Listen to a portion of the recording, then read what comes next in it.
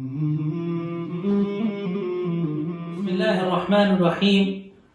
بسم الله الرحمن الرحيم الحمد لله رب العالمين والصلاة والسلام على رسوله النبي الكريم محمد وعلى آله وصحبه أجمعين ومن تبعهم بإحسان ودعا بدعوتهم إلى يوم الدين أما بعد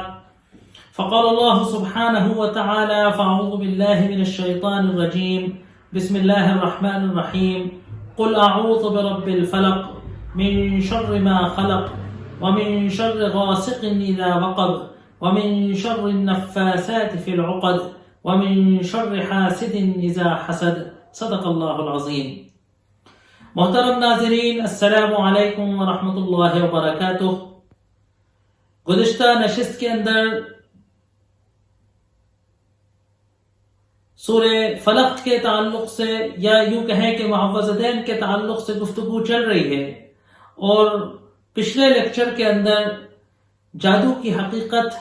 اور جادو کیا ہے اور جادو کیسے ہوتا ہے اس کے سلسلے میں گفتگو ہوئی تھی، کچھ روشنی ڈالنے کی کوشش کی گئی تھی.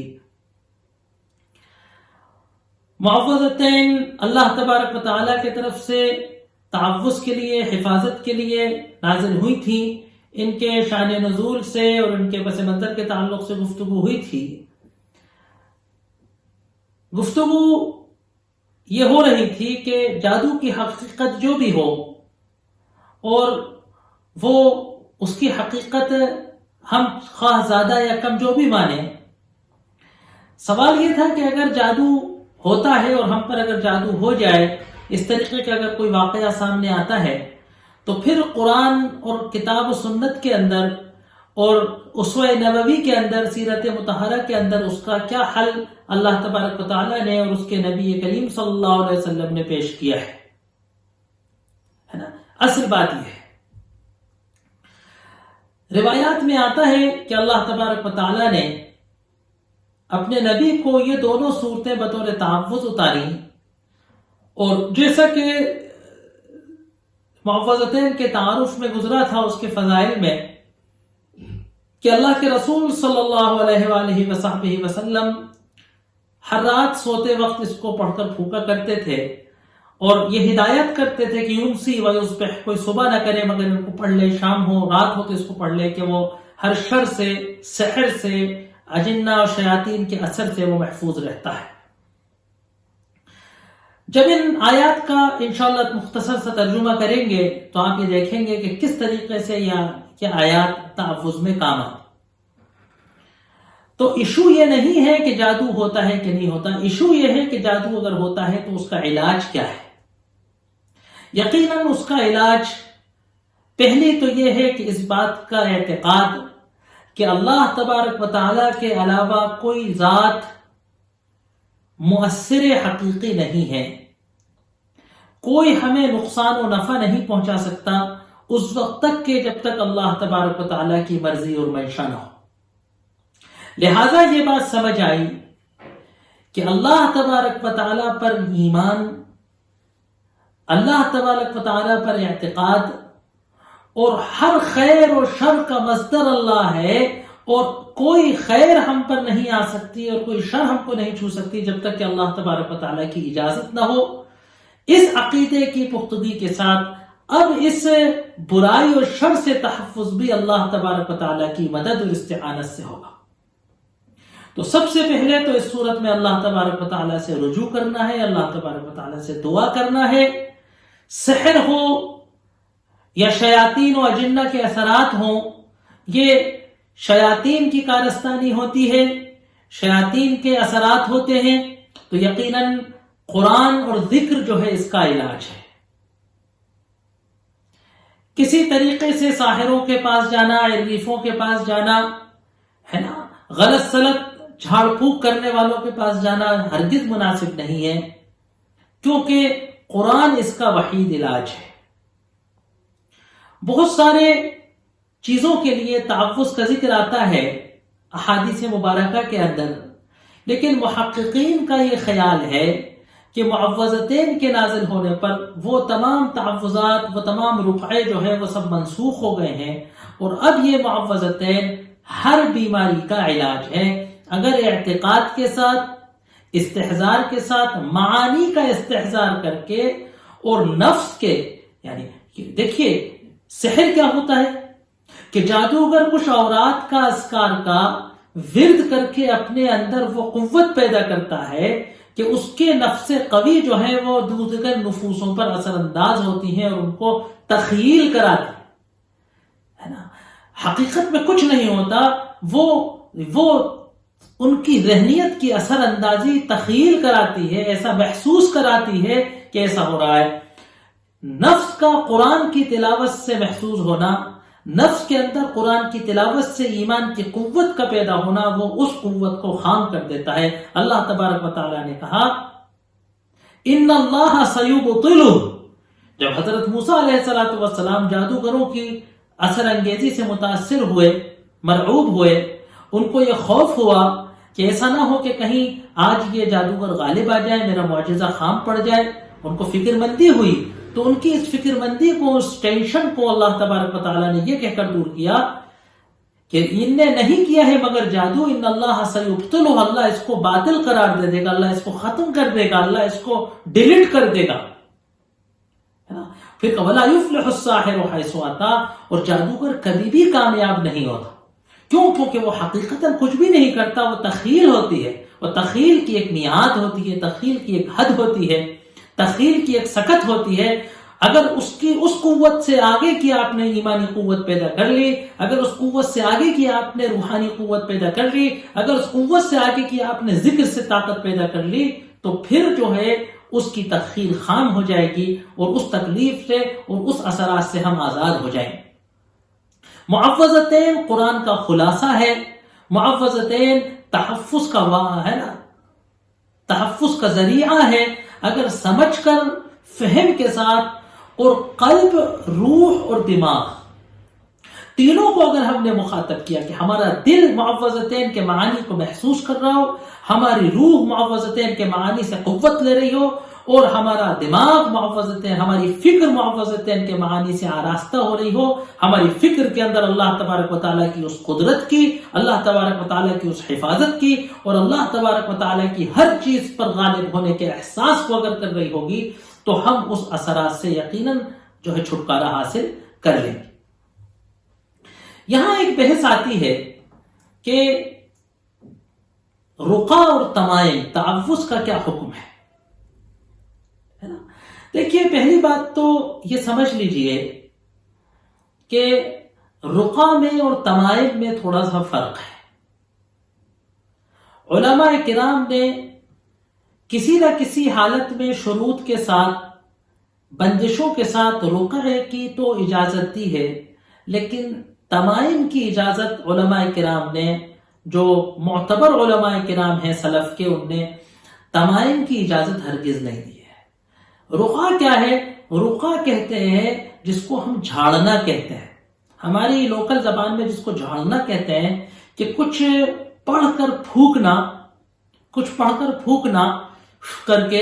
اور بعض حضرات کہتے ہیں کہ تفلا، یعنی اس طریقے سے پھونکنا کہ جو پڑھتے کے دوران منہ کے اندر لعاب جمع ہوا تھا اس کے کچھ ہلکے سے چھینٹے، یعنی تھوکنا نہیں، جو جس کو پھوار کہتے ہیں نا، جس کو ہم محسوس نہیں کرتے، کہ کچھ تھوک کے چھینٹے جو ہے وہ پھونک کی ہوا میں شامل ہوں، اس کو رقعہ کہتے ہیں۔ اس کو اپنے اوپر پھونکنا، اپنے اہل عیال پہ پھونکنا، کسی مریض پر پھونکنا، کسی طبعی مریض پر، کہ کسی باقاعدہ کسی جو ہے وہ بیماری میں مبتلا ہو، وہ بخار میں مبتلا ہو، کسی ہارٹ کی بیماری میں، کسی بھی بیماری میں مبتلا ہو، فطری طبعی بیماری میں ہو، یا کسی جو ہے اس طریقے کی ذہنی بیماری میں ہو،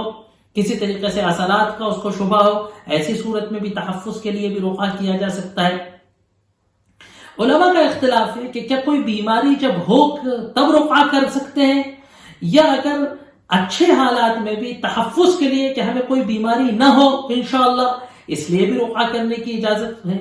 تمائم کی حرکت ہے، تمائم کہتے ہیں تعویذ کو، یعنی کچھ لکھ کر جسم پر باندھ لینا، جسم پر لٹکا لینا، مکانات پر لٹکا لینا۔ تمائم احادیث مبارکہ سے ثابت نہیں ہے، رقعہ جو ہے احادیث سے ثابت ہے، اس لیے معتدل علماء جو ہے وہ اس کی اجازت دیتے ہیں۔ اب سوال یہ ہے کہ رقعہ میں کس چیز کی اجازت ہے؟ تو دیکھیے دو باتوں کا سمجھنا بہت ضروری ہے. دو باتوں کا سمجھنا بہت، ایک تو کہ کیا پڑھ کر پھونکنے کی اجازت ہے، اور دوسرا کہ پھونکنے کی حیثیت کیا ہے. ہوتا یہ ہے کہ ہم کہتے ہیں کہ سب اللہ کے کلام میں اثر ہے، تو ہم پھونکنے والے سے پوچھتے ہیں کیا پڑھا، تو وہ کہتا ہے صاحب ہم نے تو سورہ فاتحہ پڑھی ہے، یا معوذتین پڑھا ہے، یا چاروں قل پڑھے ہیں، یا قرآن پاک کی فلاں آیت پڑھی ہے، یا صحیح اور معصور دعاؤں میں سے کوئی سی دعا پڑھی ہے، یا احادیث میں جو کوئی رقیہ ثابت ہے وہ پڑھے ہیں، اور وہ ہم نے آپ کو پھونکا ہے. میں نے ایک سوال کیا، آپ کو بھی اس کا اشارہ کر دوں. میں نے ایک سوال کیا کہ بھائی یہ بتاؤ کہ اثر جو ہے ان آیتوں میں یا ان اوراد میں تھا، یا اثر اس پڑھنے والے کی منہ اور اس کی زبان کی برکت میں تھا؟ اگر اثر کلام میں تھا تو پھر میرے پڑھنے سے بھی فائدہ ہونا چاہیے، اور اثر اگر حضرت کی زبان میں تھا تو پھر ان کے پڑھنے سے ہم جو ہے کسی کو جھاڑنے کے لیے مخصوص سمجھتے ہیں، کہتے ہیں کہ صاحب یہ عمل فلاں صاحب نے فلاں کو نوازا تھا، یہ فلاں نے فلاں کو دے کر گئے ہیں، اور یہ انہی سے پھکوائیں گے تو ہوگا. بعض حضرات کہتے ہیں کہ فلاں جگہ جا کر ہی پھکوائیں گے تو ہوگا. تو پھر یقیناً اس کے اندر پھر ہم جو ہے اللہ تبارک و تعالیٰ کے کلام میں نہیں بلکہ اس پھونکنے والے کی ذات میں اعتبار کرتے ہیں، اور یہ کہیں نہ کہیں اسی شخصیت پرستی اور شرک کے اثرات میں سے، شرک کے چھینٹوں میں سے ایک ہے جس سے ہمیں بچنے اور تحفظ کی ضرورت ہے. یہ ہمیں شرک خفی کی طرف لے جائے گا. آپ مانے نہ مانے یہ ہمیں شرک کی طرف لے جائے گا. ہاں اگر اثر اس کلام میں ہے، دیکھیے اللہ کے رسول صلی اللہ علیہ وسلم نے یہ نہیں کہا کہ تم لوگ ہر رات میرے پاس آ کر لائن لگایا کرو، میں تمہیں تحفظ پڑھ کر پھونکوں گا، یا میں نے یہ تحفظ علی کو، حضرت علی رضی اللہ عنہ کو، یا حضرت فاطمہ رضی اللہ عنہ کو، یا حضرت ابو بکر کو، حضرت عمر کو، حضرت ابو ذر غفاری کو، ان 10-12 لوگوں کو میں نے بخش دیا ہے، تم ان سے لائن لگوا کے روزانہ رات میں یہ معوذتین پھونکوایا کرو. یہ نہیں کہا. اللہ کے رسول صلی اللہ علیہ وسلم نے تو اس شخص کو کہا کہ میں تم کو کچھ ایسے کلمات سکھا دیتا ہوں کہ جو تم اپنے اوپر پھونک لیا کرو. تو ہر شخص کو کہا کہ اپنے اوپر پھونک لے، اپنے اہل عیال پہ پھونک لے، اپنے مریض پر پھونک دے. اب یہ کہ ایک محبت و تعلق ہوتی ہے کہ بھئی میں خود نہ پھونکتے ہوئے والد صاحب سے پھونکوا لوں، خود نہ پھونکتے ہوئے میں اپنے استاد سے پھونکوا لوں، ہے نا. صحابہ خود بھی پھونکتے تھے، لیکن کبھی کبھی اللہ کے رسول صلی اللہ علیہ وسلم کے پاس تبرکاً آپ کی برکت کے لیے لے آتے تھے، لیکن اثر اللہ کے رسول صلی اللہ علیہ وسلم کے ہی پھونکنے سے ہوگا، میرے پھونکنے سے نہیں ہوگا. ایسا کوئی شریعت کے اندر نہیں. اور پھر یہ کہ اگر اللہ کے رسول صلی اللہ علیہ وسلم کے تعلق سے صحابہ کی اگر کوئی چیز ثابت ہوتی ہے تو وہ خصوصیت ہے، کیونکہ آپ صلی اللہ علیہ وسلم کی جو ذات تھی اور اس کی جو برکت تھی اس کو قیاس نہیں کیا جا سکتا کسی اور سے. تو یہ حکم شرعی صحابہ تابعین کے دور میں ایسا نہیں ہوا کہ کوئی پھونکنے کی پوسٹ ہوتی ہو، لوگ پھونکوانے جاتے ہوں اور ان کے پاس مختلف قسم کے تعویذات ہوتے ہوں کہ بخار کا یہ ہے، فلاں کا یہ ہے، فلاں کا یہ ہے، فلاں. دوسری بات یہ کہ کیا پھونکنے کی اجازت علماء نے دی ہے. دیکھیے چند باتیں ہیں. ایک تو یہ کہ قرآن کریم کی آیات ہوں، یا یہ کہ احادیث مبارکہ سے، صحیح احادیث سے، معتبر اور صحیح سند کی حدیث سے کوئی بات ثابت ہوئی ہو، ہے نا. دوسری شرط یہ ہے کہ ہے نا مفہوم عربی الفاظ میں ہو، مفہوم عربی الفاظ کے اندر ہو، کوئی مبہم الفاظ نہ ہو، کوئی جنتر منتر ہوں ہاں شو شاہ نہ ہو، ہے نا. معروف و مشہور الفاظ ہوں جس میں اللہ تبارک و تعالیٰ سے دعا ہو، یا اللہ تبارک و تعالیٰ کے اللہ تبارک و تعالیٰ کی ذات و صفات کے ناموں کی برکت ہے، اللہ تبارک و تعالیٰ کے ناموں کو اور اللہ تبارک و تعالیٰ کی شفا کے یا تحفظ کی کچھ آیات یا احادیث معصورہ سے ماخوذ ہو. اس کی علماء نے اجازت دی ہے نا. اس کی بھی گنجائش علماء نے دی ہے کہ اللہ کے کلام کو پڑھ کر، معوذتین کو پڑھ کر، چاروں قلوں کو پڑھ کر، دیگر جو قرآن کے اندر شفا کی آیات ہیں، اللہ تبارک و تعالیٰ کی قدرت کی آیات ہیں، اور شیاطین کو غالب کرنے کی اور شیاطین کو اللہ تبارک و تعالیٰ مغلوب کرنے کی جو آیات ہیں ان کو پڑھ کر پھونکا بھی جا سکتا ہے، اور پانی پہ پھونک کر پیا بھی جا سکتا ہے، اور اس پانی سے غسل بھی کیا جا سکتا ہے، اس کی گنجائش ملتی ہے۔ لیکن دیکھیے ایک بات یاد رہنا چاہیے کہ اس طریقے سے کہ ہم خود کر لیں کی گنجائش میں اور اس کو کاروبار بنا کر اس کو باقاعدہ کرنے اور کروانے کا سینٹر کھول کر فیسیں لینے کی، اس سے ہرگز جواز نہیں نکل سکتا۔ سورہ محفظتین کے شان نزول کے تعلق سے آتا ہے کہ اللہ کے رسول صلی اللہ علیہ وسلم پر یہودیوں نے جادو کرایا، اور جب آپ کو اس جادو کے اثرات کا احساس ہوا اور آپ پریشان ہوئے تو اس جادو کے اثرات سے چھٹکارا حاصل کرنے کے لیے یہ محفظتیں اتاری گئیں، اور یہ آپ سورت پڑھتے جاتے تھے اور جادو کا اثر ختم ہوتا جاتا تھا، یہاں تک کہ جب آپ اس سے فارغ ہوئے تو مکمل آپ ایک دم سے اچھے ہوئے۔ یہ واقعہ کیا ہے؟ یہ واقعہ بخاری کے اندر، صحیح بخاری اور صحیح مسلم دونوں کے اندر یہ واقعہ موجود ہے، متفق علیہ موجود ہے، کہ روایتوں میں آتا ہے حضرت عائشہ صدیقہ رضی اللہ عنہ سے کہ لبید ابن عاصم نام کے یہودی شخص نے، تھوڑا سا محدثین کیا اس شخص کے نسب پر اختلاف ہے، اصلاً تو یہ عرب شخص تھا، خزرج کے ایک قبیلے کا، لیکن روایات میں یہودی کہا گیا ہے، یا تو کچھ اوس و خزرج کے کچھ لوگ اسلام سے پہلے ان نے یہودی مذہب جو ہے اختیار کر لیا تھا تو یہ من یہود کہا ہے، لیکن وہ مذہب کے اعتبار سے، عقیدے کے اعتبار سے یہودی تھا، نسب کے اعتبار سے وہ عرب شخص تھا۔ تو کہا کہ یہودیوں نے، یہ عرب میں لبید ابن عاصم مشہور جادوگر تھا اور اس کو جادو سحر کا عمل آتا تھا، تو یہودیوں نے اس سے کہا کہ بھئی ہم نے تو محمد پر بہت جادو کرنے کی کوشش کی، لیکن ہمارا کوئی جادو محمد پر چلتا نہیں ہے، ہمارا کوئی سحر محمد پر صلی اللہ علیہ وسلم پر چلتا نہیں ہے، تو تم محمد پر سحر کرو۔ تو لبید ابن عاصم نے اللہ کے رسول صلی اللہ علیہ وسلم پہ جادو کیا، اور بعض روایتوں پہ آتا ہے کہ لبید ابن عاصم سے بھی جادو نہ ہو پایا تو اس کی بہنیں جو ہیں وہ اس سے بھی زیادہ ماہر تھیں جادوگری کے فن میں، تو ان کی بہنوں کے ذریعے جادو کرایا گیا۔ روایات میں آتا ہے کہ مشاطہ، کہ ایک یہودی غلام اللہ کے رسول صلی اللہ علیہ وسلم کی خدمت کیا کرتا تھا، اس کے ذریعے جو ہے یہودیوں نے جو ہے سازش کر کے، تدخیلہ کر کے جو ہے اس سے اللہ کے رسول صلی اللہ علیہ وسلم کے کنگھی میں جو مشاطہ، جو کنگھی کرنے میں جو بال کنگھے میں رہ جاتے ہیں، آپ کے چند بال اور آپ کے کنگھی کے کنگھے کی دو تین دندانے حاصل کر کے، اور اس کے ذریعے جو ہے وہ جادو کیا گیا تھا۔ یہ روایت بخاری اور مسلم میں موجود ہے۔ اب یہ جادو کیا تھا کہ حضرت عائشہ کہتی ہے کہ اللہ کے رسول صلی اللہ علیہ وسلم ثقل، آپ پر بڑا بھاری پن تھا، یخیل الیہ انہ فعل الشیء ولم یفعلہ، آپ کو ایسا خیال ہوتا تھا کہ آپ نے کوئی کام کر لیا ہے جبکہ کہ آپ نے وہ کام نہیں کیا ہوتا تھا، آپ کا ذہن تھوڑا سا متاثر ہو گیا، یہاں تک کہ کیا ہوتا کہ آپ اٹھتے اور آپ جو ہے وہ غسل فرمانے جانے لگتے، کوئی پوچھتا کیا تو آپ کو ایسا محسوس ہوتا کہ میں نے بیوی سے ملاقات کی، اتا انا ولم یاتے، جبکہ ایسا ہوتا نہیں تھا۔ اس طریقے کی حالت آپ پر رہی، کتنے دن رہی روایات میں صراحت نہیں ہے، اختلاف ہے،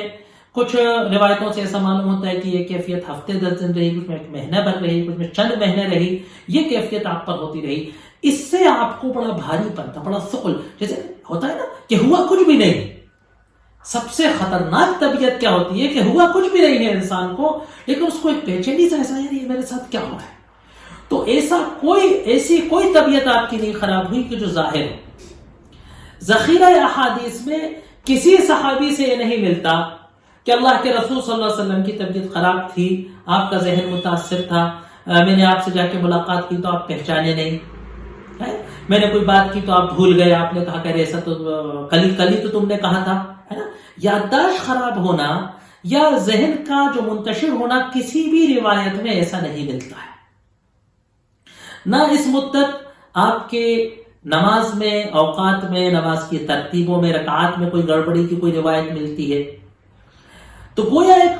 ہلکا سا ایک ذہن پر ایک بوجھل سا اثر، ایک تاثر، ایک بوجھ سا دماغ پر تھا کہ آپ کو کبھی باتوں کو یاد رکھنے میں، باتوں کو یاد رہنے میں، اور خاص طور سے آپ کی شخصی زندگی کے، پرسنل لائف کے اندر اس کا اثر تھا۔ کیونکہ دیکھیے قرآن نے بھی کہا ہے کہ سب سے زیادہ جو سحر اثر کرتا ہے، سب سے زیادہ جو سحر اثر کرتا ہے، یفرقون بین المرء وزوج، شوہر و بیوی کی زندگی کے جو نجی خانگی زندگی ہے، نجی زندگی، اس میں جادو اثر کرتا ہے۔ میں نے گزشتہ لیکچر کے اندر، سابقہ لیکچر کے اندر اخیر میں ایک ذکر کیا تھا، تھوڑا سا اشارہ کیا تھا کہ اگر ہم تاریخ انسانی کو دیکھیں اور دنیا کے اندر جنگوں کو اور فتح اور ہے نا ہار و جیت کو اور فتوحات کو دیکھیں، قوموں کے عروج و زوال کو دیکھیں، تو ہمیں جادو کا، اجنہ کا کوئی اثر نہیں ملتا۔ تو یہ محض ذاتی زندگی پر ایک اثر تک محدود ہوتا ہے، اس کے جادو بے محدود نہیں ہوتا، ہے نا۔ سحر ایک سبب ہے، بیماری جیسی چیز ہے، اور یہ کوئی لامحدود نہیں ہوتی۔ یہ غلط تصور ہو کہ جادوگر خدا نخواستہ بالکل مختار کل ہوتا ہے، جو چاہے جیسے چاہے کر سکتا ہے، ایسا نہیں۔ دوسری بات یہ ہے کہ یہ جادو فرد محمد علیہ السلام پر ہوا تھا، یہ جادو محمد رسول اللہ صلی اللہ علیہ وسلم پر نہیں ہوا تھا۔ یہاں بہت سارے اسکالروں نے بڑا کلام کیا ہے، اور ایک جماعت ہے جو اس بات کا انکار کرتی ہے کہ اللہ کے رسول صلی اللہ علیہ وسلم پر جادو نہیں ہوا تھا، کیونکہ آپ پر جادو ہو نہیں سکتا تھا۔ اگر آپ پر جادو کی روایات کو معتبر مان لیا جائے، اگر اس واقعے کو معتبر مان لیا جائے، تو آپ کی رسالت پر، آپ کی نبوت پر اور پورے قرآن پر سوالیہ نشان اٹھ جائے گا کہ کیا معلوم کون سی بات آپ نے ہوش میں کی تھی اور کون سی بات آپ نے جادو کے اثر سے کی تھی۔ اس مفروضے کو سامنے رکھتے ہوئے یہ حضرات یہ کہتے ہیں کہ صاحب اللہ کے رسول صلی اللہ علیہ وسلم پر جادو نہیں ہوا تھا۔ یہاں ایک بات غور کرنے کی ہے، یہاں ایک بات غور کرنے کی ہے کہ ہم پابند ہیں روایت اگر صحیح اور صریح ہے۔ یاد رکھیے گا کہ تمام علماء حق نے، اہل سنت والجماعت کے، اس بات کو اصول فقہ اور اصول حدیث میں میقن بنایا ہے، یقینی طے کیا ہے کہ اگر کوئی بات صحیح اور صریح روایت سے ثابت ہو، سند اس کی صحیح ہو اور الفاظ اس کے صریح ہوں، اس میں دو معنی نکالنے کی گنجائش نہیں ہو، تو پھر ہم اس بات کے پابند ہیں کہ اس بات کو مانیں۔ سب سے پہلے یہ بات معتزلہ حضرات نے کہی تھی کہ اللہ کے رسول صلی اللہ علیہ وسلم پر جادو نہیں ہوا تھا، آپ پر جادو نہیں ہو سکتا تھا۔ اور معتزلہ کا طریقہ کار یہ ہے کہ وہ کچھ اصول و ضابطے قائم کر لیتے ہیں کتاب و سنت کے بنیادی مفہوموں سے، اپنی فکر سے، اور پھر اس بنیادی اصول سے اگر کوئی روایت ٹکراتی ہے تو وہ روایت کو ضعیف یا خارج کر دیتے ہیں، اس کو قبول نہیں کرتے، اور وہ اپنے اصول کو عقلی دلائل سے ثابت کرتے ہیں۔ یہ معتزلہ کا طریقہ کار ہے۔ اگرچہ کہ معتزلہ نے دین کی بڑی خدمت کی ہے، اعتزال کیا ہے اور معتزلہ کی کیا خدمات ہیں، اور کہاں تک مذہب اعتزال قابل قبول ہے، اور کہاں مذہب اعتزال میں جو ہے تنقید ہے، وہ ایک الگ موضوع ہے۔ لیکن یہ معتزلہ کا بنیادی اصول ہے۔ آج کل بہت سارے جدید اسکالر اس فکر کا شکار ہو گئے ہیں، اور وہ بخاری اور مسلم کی ان صریح روایات کو بغیر کسی محدثانہ تنقید کے، بغیر کسی محدثانہ کلام کے، بغیر اس کی سند پر کوئی محدثانہ گفتگو کیے بغیر اس کی صحت و صراحت کو کوئی اس پر جرح کرے بغیر، محض اپنے اس اصول کی بنیاد پر کہ اللہ کے رسول صلی اللہ علیہ وسلم پر جادو نہیں ہونا چاہیے تھا، یہ اصول قائم کرا ان کے ذہنوں نے کہ اللہ کے رسول صلی اللہ علیہ وسلم پر جادو نہیں ہونا چاہیے تھا، اور اس لیے ان روایات کا انکار کر دیں۔ بخاری اور مسلم جیسی کتابوں کی روایات کا بہت زیادہ کسی محدثانہ گفتگو کے بغیر، بہت زیادہ کسی سند اور اس کی درایت اور روایت میں بہت زیادہ محققانہ کلام کیے بغیر بخاری اور مسلم کی روایت کو مسترد کر دینا بہت خطرناک عمل ہے۔ پورے ذخیرہ حدیث پہ، اسلامی شریعت کے بنیادی ماخذ پر سوالیہ نشان لگا دیتا ہے، اور اسلامی شریعت کو بڑی ٹھیس پہنچاتا ہے۔ لہذا میری ایسے حضرات سے گزارش ہے کہ بہت زیادہ احتیاط کرنے کی ضرورت ہے، خاص طور سے صحیحین کی روایات کو جرح و تنقید کی زبان میں گفتگو کرتے وقت۔ دیکھیے، خالی ہمارا یہ تصور کہ نبی پر جادو نہیں ہونا چاہیے، اگر آپ قرآن پاک پر غور کریں گے تو آپ دیکھیں گے کہ اللہ تبارک و تعالیٰ نے حضرت موسیٰ علیہ السلام اور فرعون کے جادوگروں کے درمیان مقابلہ آرائی کا ذکر کیا، اور اس ذکر کے دوران اللہ تبارک و تعالیٰ نے فرمایا کہ اس جادو کا اثر سارے لوگوں پر ہوا، یخیل الیہ من سحرہم انہا تسعی، اور اس جادو کا اثر حضرت موسیٰ علیہ السلام پر بھی ہوا تھا، اور جیسے تمام لوگوں کو وہ رسیاں اور لکڑیاں رینگتی ہوئی نظر آ رہی تھیں جادو سے، نظر بندی سے، ایسا ہی وہ رسیاں اور لکڑیاں سانپوں کی طرح رینگتی ہوئی حضرت موسیٰ علیہ السلام کو بھی نظر آ رہی تھی۔ اب یہاں ایک نقطہ ہے جو آپ کو غور کرنا ہوگا کہ حضرت عائشہ صدیقہ رضی اللہ عنہا کی جو روایت نقل کی ہے صحیحین نے، اس میں بھی یہ لفظ ہے یخیل الیہ انہ فعل الشیء ولم یفعلہ، آپ کو ایسا خیال ہوتا تھا، آپ کو ایسی تخیل ہوتی تھی کہ آپ نے کوئی عمل کر لیا جبکہ آپ وہ عمل نہیں کرتے تھے، کوئی چیز وجود میں نہیں ہے لیکن آپ کو ایسا لگتا تھا کہ ہو گئی۔ یہی حضرت قرآن نے بھی آیت استعمال کی حضرت موسیٰ کے سلسلے میں، یخیل الیہ، اس کو خیال گمان ہو رہا تھا کہ انہا تسعی، کہ وہ رینگ رہی ہیں جبکہ وہ رینگ نہیں رہی۔ تو جب حضرت موسیٰ علیہ السلام پر جادو ہو سکتا ہے، جبکہ کہ حضرت موسیٰ بھی نبی ہیں، حضرت موسیٰ بھی رسول ہے، حضرت موسیٰ بھی صاحب کتاب ہے، حضرت موسیٰ بھی اولو العزم من الرسل ہے، اور حضرت موسیٰ میدان میں کھڑے ہو کر جادوگروں سے معجزانہ مقابلہ کرنا ہے، اس صورت میں جب حضرت موسیٰ پر عمل اثر ہو سکتا ہے، جس وقت کہ جادو ان کے معجزے کو چیلنجنگ کر رہا ہے، تو پھر حضرت محمد صلی اللہ علیہ وسلم پر جزوی انداز کا محض شخصی زندگی میں کہ اس جادو کا اثر آپ کی بیوی کے علاوہ صحابہ کرام میں سے کسی کو محسوس و نظر نہیں آیا، کیوں نہیں ہو سکتا؟ یہ مفروضہ کیسے قائم کرا کہ نبی پہ جادو نہیں ہو سکتا، کہ جب حضرت موسیٰ پہ جادو ہوا اور وہ حضرت موسیٰ کا جادو ان کی نبوت، حضرت موسیٰ کو جادوگروں کا اثر محسوس ہوا، اور یہ اثر محسوس ہونا حضرت موسیٰ کی نبوت پر قادر نہیں تھا، حضرت موسیٰ کی تورات کو مشکوک نہیں بناتا تھا، حضرت موسیٰ کی نبوت کو سوالیہ نشان نہیں لگاتا تھا، تو پھر کیسے یہ اصول قائم کر لیا گیا کہ حضرت محمد صلی اللہ علیہ وسلم پر جادو نہیں ہو سکتا، اور اگر ہوتا ہے تو وہ ان کی نبوت پر قادر ہے، اگر ہوتا ہے تو وہ ان کی نبوت پر سوالیہ نشان ہے۔ کفار قریش آپ کو ساحر کہتے تھے، مسحور کہتے تھے جادو کے اثر میں کلام کہہ رہے ہیں۔ اگر ہم بھی یہ مان لیں اس روایت کو تو گویا ہم کفار قریش کے الزام کی تصدیق کرنے لگیں گے۔ یہ اعتراض کیسے ہو سکتا ہے جب اس جادو کو کسی نے محسوس ہی نہیں کیا سوائے آپ کی بیوی کے، جیسے کہ حضرت موسیٰ پہ ہوئے جادو کو کسی نے نہیں محسوس کیا سوائے خود حضرت موسیٰ ہی نے، پھر یہ کہ وہ جادو باطل ہو گیا۔ اب یہ سوال اٹھتا ہے کہ آخر اللہ کے رسول صلی اللہ علیہ وسلم پر جادو کیوں ہوا؟ جس طریقے سے یہودیوں کے جادو کا اثر آپ پر نہیں ہوا تھا تو لبید ابن عاصم یا ان کی بہنوں کے جادو کا بھی اثر آپ پر نہیں ہوتا، کیونکہ جادو ایک حقیقت ہے اور اس کا اثر ممکن ہے کہ ہو سکتا ہو، ہے نا؟ آپ کی 23 سالہ زندگی میں صرف ایک بار ہوا ہے نا، آپ کی 23 سالہ نبوت کی زندگی میں آپ اور آپ کے صحابہ کرام میں سے صرف ایک پر ہوا، آپ پر ایک واقعہ ہوا ہے نا۔ تو ایسا ہی استثنائی صورت میں کبھی کبھار خد و خال کسی پہ اثر ہو سکتا ہے، اگر ہو جائے تو کیا کریں اس کو بتانے کے لیے، کیونکہ اسوہ کامل ہے۔ عجیب بات ہے کہ اللہ کے رسول صلی اللہ علیہ وسلم کے بارے میں کان لکم فی رسول اللہ اسوۃ حسنہ، یہ حسنہ اسوہ کاملہ ہے، تو وہ ذات کامل کا اسوہ ہر میدان میں ہونا چاہیے۔ چنانچہ پھر حدیث کے اندر آتا ہے کہ ایک رات آپ اٹھے اور کہا کہ عائشہ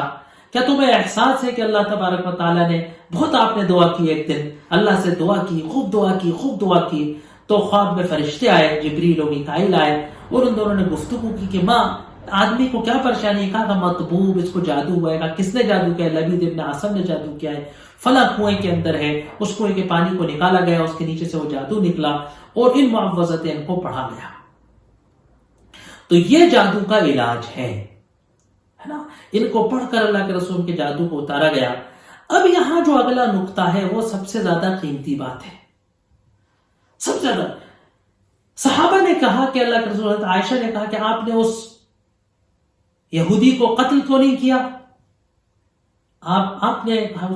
کہا کہ اللہ تبارک و تعالیٰ نے مجھے شفا دے دی، میں راحت محسوس کرتا ہوں. وَلَا أَهِجُ عَلَى النَّاسِ شَرًّا، میں لوگوں پر ایک شر کا دروازہ نہیں کھولنا چاہتا. اس قصے کو اللہ کے رسول صلی اللہ علیہ وسلم نے یہیں بند کر دیا، اس کو گرفتار نہیں کیا، اس کی پیشی نہیں کی. اگر آپ ایسا کرتے تو لوگوں میں ایک ہنگامہ مچ جاتا، اچھا جادو ہوتا ہے، ارے اللہ کے رسول پہ بھی ہوا تھا، ارے اب تو پھر کیا، جب اللہ کے رسول نہیں محفوظ رہے تو کون محفوظ رہ سکتا ہے. اس طریقے سے آپ اس کو ایک مدعا بنا کر ایک ایشو نہیں بنانا چاہتے تھے. ہمارا مسئلہ یہ ہے کہ ہم اس حدیث کو سنا کر اللہ کے رسول صلی اللہ علیہ وسلم جس چیز کو ایشو نہیں بنانا چاہتے تھے، ہم اس کو ایشو بنا کر اور اس بات کی لمبی لمبی بحثیں کرتے ہیں کہ سب جادو ہوتا ہے، جادو کا اثر ہوتا ہے نا. اور خالی یہ مسئلہ نہیں ہے کہ جادو کا اثر ہوتا ہے کہ نہیں ہوتا، مسئلہ یہ ہے کہ جادو کا اثر ہوتا ہے اور وہ آپ اس کو مجھ سے یا میرے حضرت سے اتروائیے، وہ بڑے اس کے ماہر ہیں، ہم اس کی ایڈورٹائزنگ کرتے ہیں.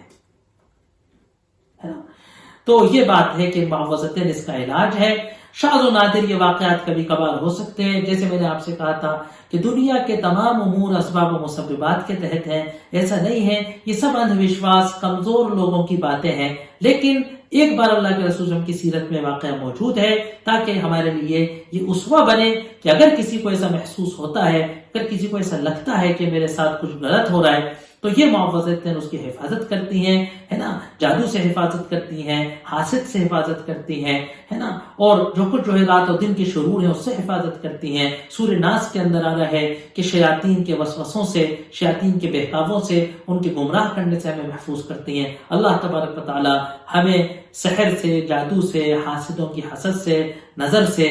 ہے نا، اور شیاطین الانس والجن کے وسوسے سے، ان کے ورغلانے سے، گمراہ کرنے سے اللہ ہمیں محفوظ رکھے. اللہ ہماری حفاظت فرمائے. وآخر دعوانا ان الحمدللہ رب العالمین.